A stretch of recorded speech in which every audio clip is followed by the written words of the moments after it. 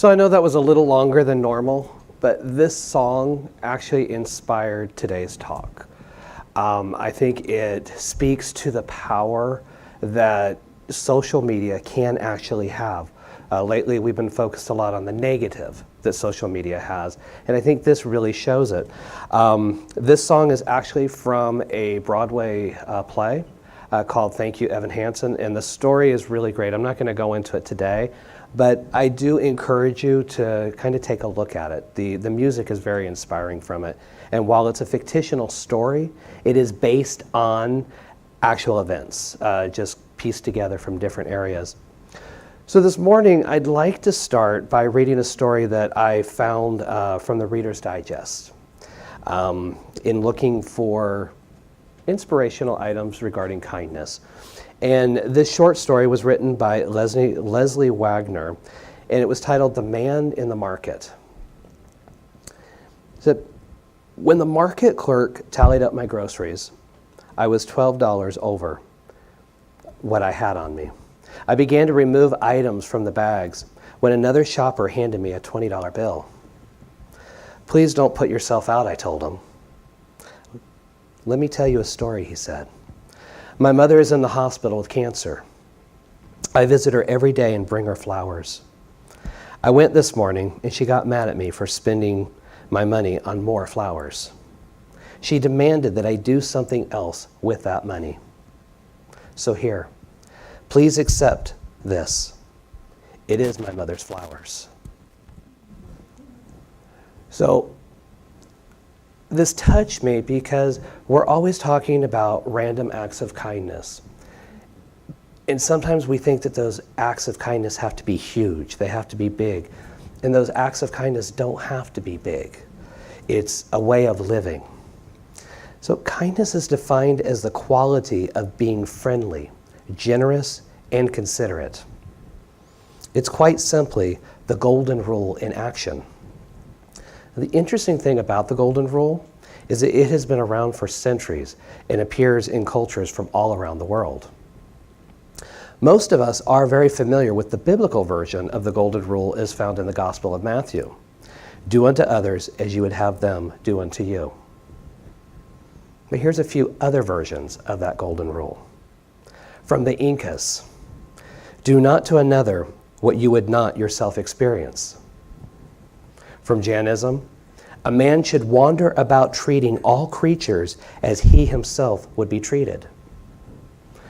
And from the Native American spirituality, do not wrong or hate your neighbor, for it is not he who you wrong, but yourself.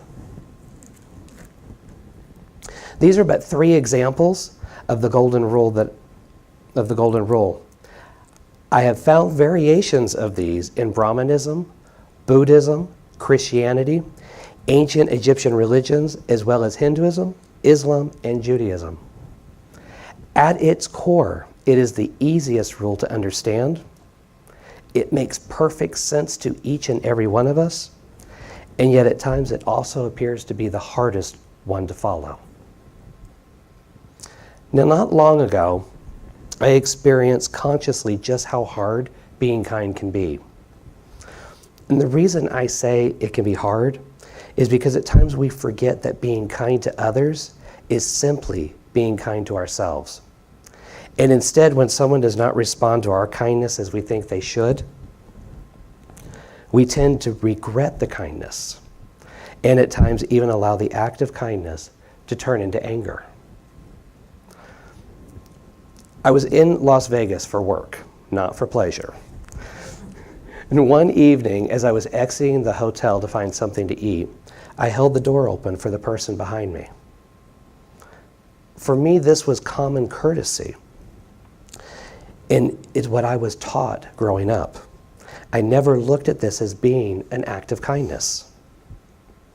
It was just part of good manners. And I do this all the time. It's part of who I am. But every now and then, things simply do not turn out the way I believe that they should. Now, I had intended to simply hold the door open for the person behind me, expecting that, like most people, they'd be grateful and catch the door, and perhaps even hold it for the next person. I did not expect to hold the door for a group of 10 people. When the first person walked through, I was surprised when they didn't reach for the door. I was surprised that they didn't say thank you. But I continued holding the door anyway. By the time the fifth person came through without a single thought of catching the door or helping anyone else, my act of courtesy or kindness changed to anger. And by the time the seventh person started to walk through, I was so irritated that I simply let go and decided they were on their own. I tend to think a lot when I'm by myself.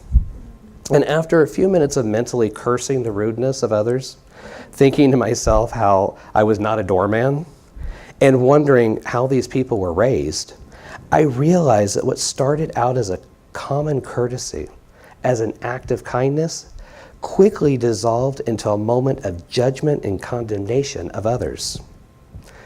For a moment, I found myself wondering why I should bother being kind to others when no one noticed, when the recipients were not grateful. That was when it hit me. Remember what the golden rule says. Do unto others as you would have them do unto you. It does not say, do unto others as they do unto you. There is a difference here. Being kind has nothing to do with the recipient. It's about the person who's being kind. And just because no one was showing me kindness and no one was showing any gratitude nor desire to be kind to the next person in line, I was not justified in treating the seventh person in line with any less kindness than I had the first. I had treated the seventh person as the first six had treated me. And for just a few moments, I actually felt justified. Now, we should not be kind to others because we expect them to be kind to us in return. We should be kind to others because we know that what we do to one, we do to ourselves. We treat others as we want to be treated, not as we expect to be treated. Now, as I prepared for this talk, I started to think of all the times that I have not been kind to others. I can honestly say I haven't gone out of my way to be unkind to anyone, at least not on purpose. But there have been times when the opportunity to be kind did present itself to me. But I ignored those opportunities. Sometimes because I was just too busy. Sometimes it wasn't convenient. And other times I didn't feel that it would be appreciated. Kindness is expressed in many ways. It can be a compliment or a kind word. It can be tapping your brakes and allowing someone to merge into your lane, even when doing so would allow several cars to merge or when no one has tapped their brakes for you. It's allowing someone in front of you in the grocery store when they have only one item or two and you have a cart full. It's helping someone reach something when they're unable to reach it themselves. Kindness is being a shoulder to cry on. It's listening and providing comfort to another, setting aside judgment and not needing to always be right. Kindness is a hug. It is a gift that continues to benefit both the receiver and the giver, creating change in the moment, sometimes even change for a lifetime. Kindness does not seek reward nor recognition. At no point in recorded history has it ever been as possible to express your thoughts and ideas as easily and quickly as it is today via Facebook, Twitter, Snapchat, and a host of other social media sites. Social media can bring people together. It can be a powerful tool to spread ideas, create movements, and bring about change. But it can also spread negativity faster than ever before. As a society, we have gone from intelligently discussing and debating differences of opinion to liking, posting, and sharing the thoughts of others, or writing the very first thing that comes to mind. Even though we have a world of information within our grasp and the ability to research and investigate on our own like never before, many react to what they read or see, either in agreement or against, without forming their own opinion, and instead rely on what others have told them. I know a lot of people that because social media has become so negative, they've walked away from it. But instead of avoiding social media because it seems so negative, we could use it to share inspirational ideas, concepts, and yes, even our opinion. But express those opinions with respect and kindness. We can disagree with each other. Being kind doesn't mean you agree. It means you allow others to express their opinion, and if you're moved to provide a counter-argument, express your opinion without attacking the person or persons in question. Show kindness in your argument, and you might find others are more willing to listen. Now, I honestly can say I'm not talking about any one issue. There is so much going on in the world, from political and religious disagreements to social and economical turmoil all over the world. And yet, with all of that that's going on, there are also acts of kindness that are reported daily, both large and small. People doing things for and showing kindness to others, which find their way into Facebook and Twitter feeds and internet articles. Yet these acts of kindness go unnoticed and unshared. You never know who might see your post. Maybe never even know whose life was changed for the better. Whose life may have been saved simply by posting, sharing, or liking a story of kindness or an inspirational quote, or even a song that has moved you. Now, the video that we played earlier is a perfect example of how one post could go viral and change thousands of lives. We can use social media to bring us together and to lift our spirits. I truly believe, I know that disagreements and differences of opinion are good for us spiritually. The world would be a very boring place if we all agreed on everything. There'd be little to no room for growth personally or spiritually, if we all, agreed on everything. We are constantly reminding ourselves that we are all one. We talk about that all the time. Yet we cannot lose sight of the fact that though we are all one, we are also individual expressions of that oneness.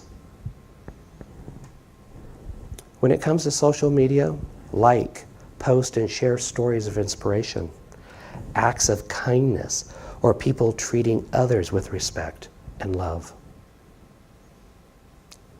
Be a voice of reason in a sea of emotional responses. Regardless of the issue, discuss those issues or problems instead of attacking the people. In your daily life, remember to always treat others with kindness.